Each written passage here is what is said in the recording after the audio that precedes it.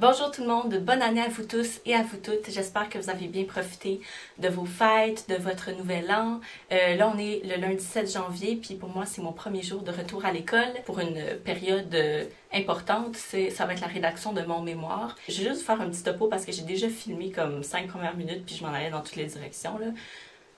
Je vais vous faire un recap de mon année 2018. Hier soir, j'ai regardé enfin le bilan de l'année à MH la lectrice, puis ça m'a vraiment touchée, puis moi j'avais pas prévu parler vraiment de ma vie intime, parce que dans ma vie intime, il y a beaucoup eu de up and down, puis c'était pas une année aussi terrible que ce qu'on peut voir partout, mais c'était quand même difficile là, sur certains points, mais elle m'a vraiment inspirée à m'ouvrir, puis à être honnête avec vous, honnête dans le sens de vous dire plus de choses que je pensais et non pas vous dire la vérité par rapport aux mensonges, parce que je vous mens jamais. Fait que, on va y aller avec la partie personnelle.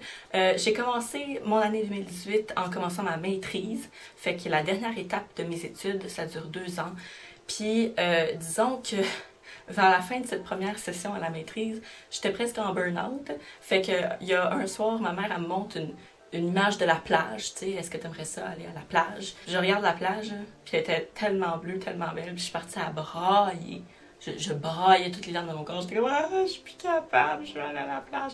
Fait que je suis allée à la plage, je suis allée à Tulum, au Mexique. C'est une place vraiment éco-friendly, avec des gens qui sont des perles, hein, des humains rayonnants. C'est la première fois que je partais seule à quelque part, en avion, en voyage, tout.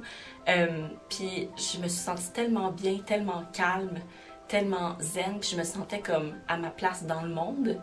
Puis ça c'est deep, là, mais je me sentais vraiment juste tellement bien. En fait, moi, j'étais la plus jeune du resort. Il y avait des gens de 40 ans, de 60 ans, puis un couple dans la fin vingtaine, OK?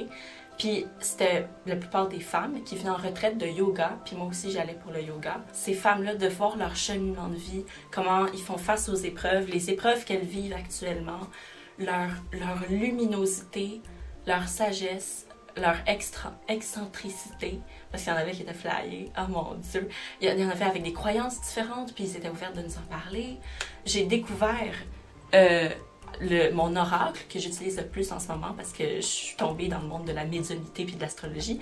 Animal Spirit, j'ai découvert au Mexique, c'était vraiment bien, puis j'oublie sûrement certaines choses. Ah oui, ben ça va avec les livres, mais j'ai écrit un zine, j'ai écrit mon 2e zine. Pour moi, c'est un grand accomplissement. C'est que je me suis dit, si je veux être une artiste dans la vie, il faut qu'on se promouvoie soi-même. Hein. C'est beaucoup de travail marketing dans ce sens-là, puis il faut que tu le fasses toi-même. Fait que là, j'étais comme, OK, j'ai écrit un zine, j'ai eu du plaisir. Maintenant, comment faire? Comment faire pour penser mon zine de manière business? Puis c'est toujours la partie moins le fun, mais c'est une partie que je pense que ça va m'apprendre beaucoup de commencer à... Fait que là, j'étais comme, OK, je sais qu'il y a des librairies qui affichent leur zine, puis je sais que je suis pas populaire. Fait que est-ce qu'ils vont accepter mon zine?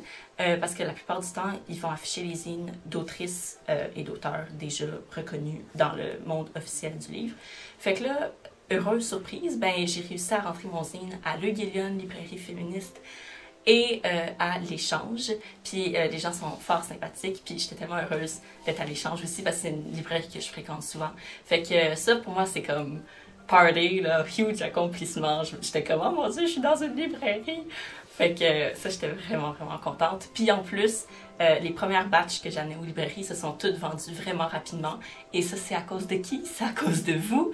Parce que vous me supportez, parce que vous m'écoutez, parce que vous avez voulu me lire. Même si je suis pas la meilleure écrivaine de tous les temps, parce que hein, practice makes perfect, puis on sera jamais perfect.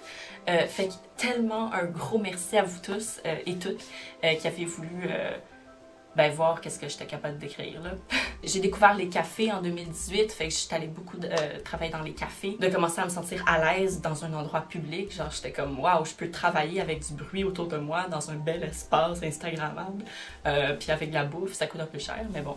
Puis un de ceux qui est définitivement devenu ma maison, c'est le café Les Oubliettes, qui est au métro Rosemont ou Beaubien, là, ça dépend comment vous le voyez. Ça continue à être tough à l'école, c'est-à-dire qu'il faut être vraiment persévérant, puis j'ai fait des crises de panique, je capotais, j'en fais pas dormir, je braillais, je suis très émotive dans la vie, fait que j'écoutais plein de films le soir, tu sais, je travaillais dans le jour, puis là, je roulais les films de Noël le soir en fin de session. ça l'a aidé, je pense.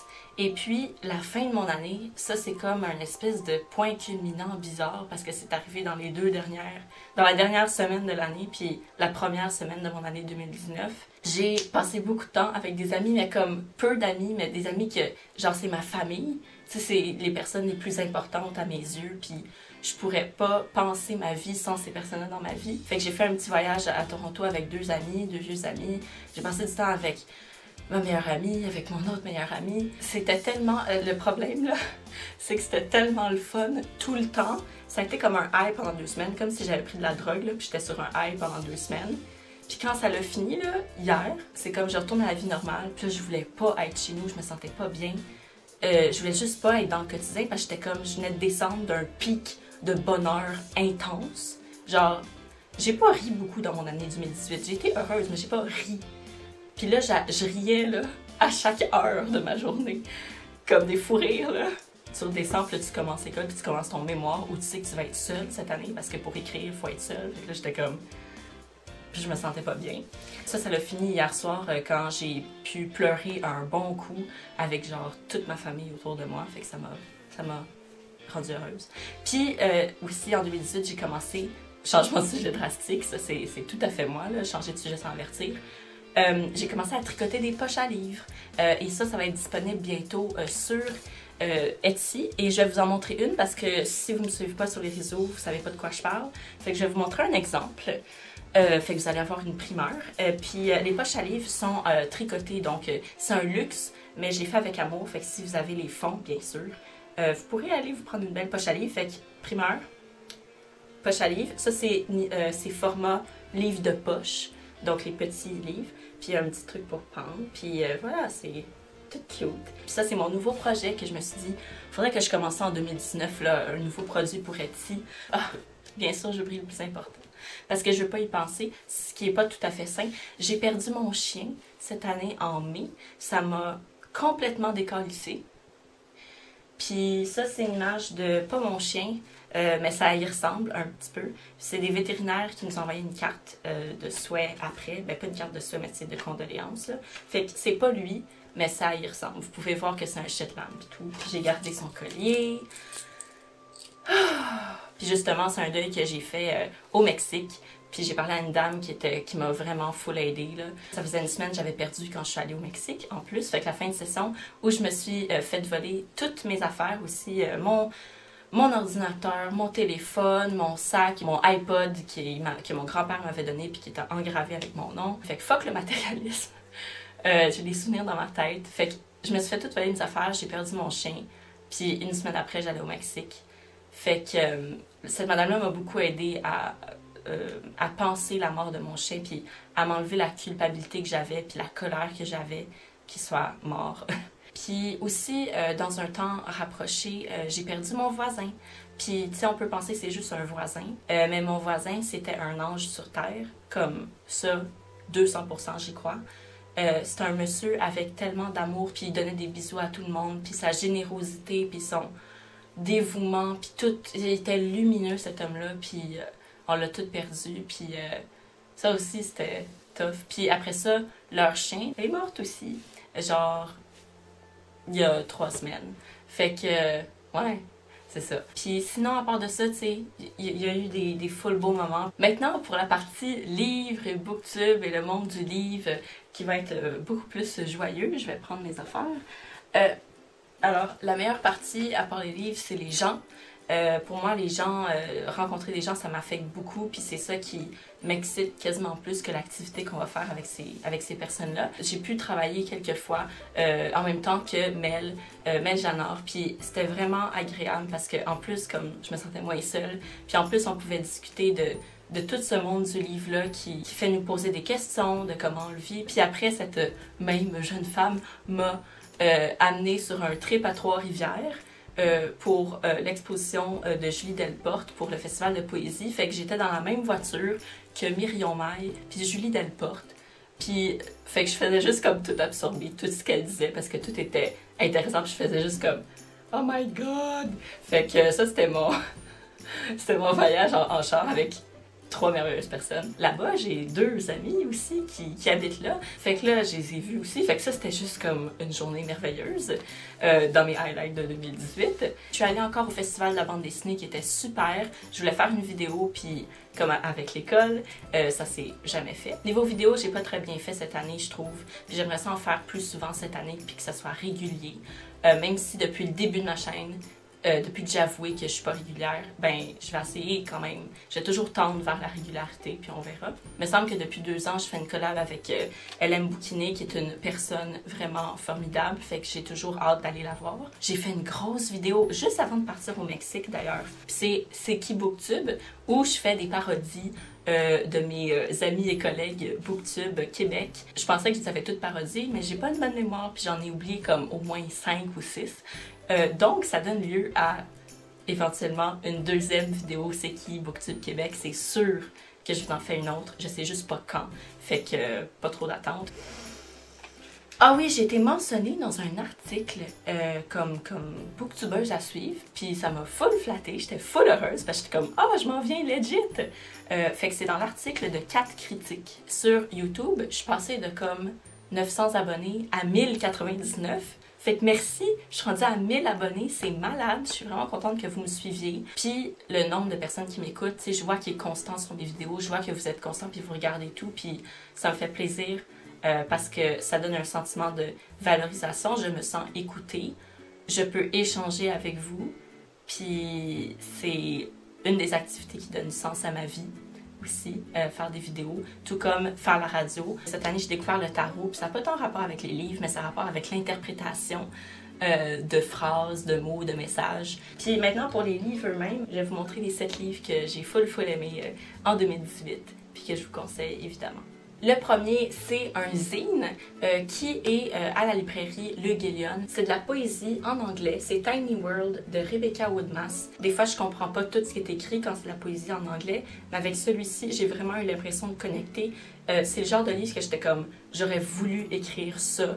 Puis elle vient comme me chercher, genre, j'ai full connecté. Ensuite de ça, un autre zine, mais qui est depuis longtemps maintenant un livre publié officiellement chez Pow Pow, c'est Ping Pong de Zviane. Alors le dessin ressemble à ça à l'intérieur, mais j'ai full aimé parce que c'est très pédagogique, mais tous les exemples qu'elle nous donne, c'est des exemples loufoques ou ça m'a amené à part de la beauté avec une quiche. Ensuite de ça, on a La leçon de Rosalinde de Mustapha Fahmy, publié chez La Peuplade, j'en ai parlé à la radio. La leçon de Rosalinde, c'est très philosophique. Ça part avec d'ailleurs une pièce de Shakespeare, La leçon de Rosalinde. Ça se lit vraiment bien parce que c'est toutes des petites capsules avec un mot, une thématique. Fait que le pouvoir de blesser, l'ambition, puis j'ai vraiment aimé sa manière de voir les choses et de nous l'exemplifier avec plein d'exemples de plein de pièces de Shakespeare. Ensuite, un livre que j'ai découvert à la radio, en plus de La leçon de Rosalinde, c'est Les villes de papier de Dominique Fortier. Fait qu'ici, on a Emily Dickinson au « je ». Ouais, c'est au « elle », là, mais je veux dire, c'est quand même Emily. Puis j'ai tellement aimé lire la vie d'Emily, même s'il y a des parties qui sont imaginées par Dominique, évidemment, parce qu'on n'a pas beaucoup d'informations sur Emily. Mais, c'est un bijou. Le style, comment c'est écrit, c'est tellement fin et précis. Puis l'humour d'Emily qui ressortait, j'étais juste comme « wow », comme « wow ». Ensuite, un livre que j'ai lu en fin d'année. Ça, c'était un livre que je lisais pour me sortir de mes études, pour me relaxer. C'est The Rules of Magic de Alice Hoffman, qui est une grande écrivaine. Et ça, c'est un préquel d'un livre qui est assez vieux, qui s'appelle Practical Magic et qui a été tourné en film en 98 avec Sandra Bullock et Nicole Kidman. Je suis officiellement nouvelle fangirl. Pour moi, la magie là-dedans, c'est pas genre comme tourner des rats en princesse. C'est vraiment, c'est la magie des émotions puis la magie du cœur. Fait qu'on parle de plein de thématiques fondamentales à l'être humain, puis c'est quoi qui nous fait vivre, puis l'importance de l'espoir, puis de la persévérance, l'importance de let go, de laisser aller. Oh mon Dieu, que c'était bon, puis c'était émouvant, puis c'est bien écrit, puis les personnages sont uniques. Ensuite, les 2 derniers livres dont je voulais vous parler, je les ai pas avec moi parce que je les ai passés Donc le premier, c'est un recueil de poésie québécois. Ça s'appelle Expo Habitat. C'était vraiment bon. T'sais, on est à la campagne, on est à la ville, on comparait les deux. C'est quoi la vie à la campagne? Pas de romantisme, mais vraiment le rapport avec l'ennui, avec l'espace infini.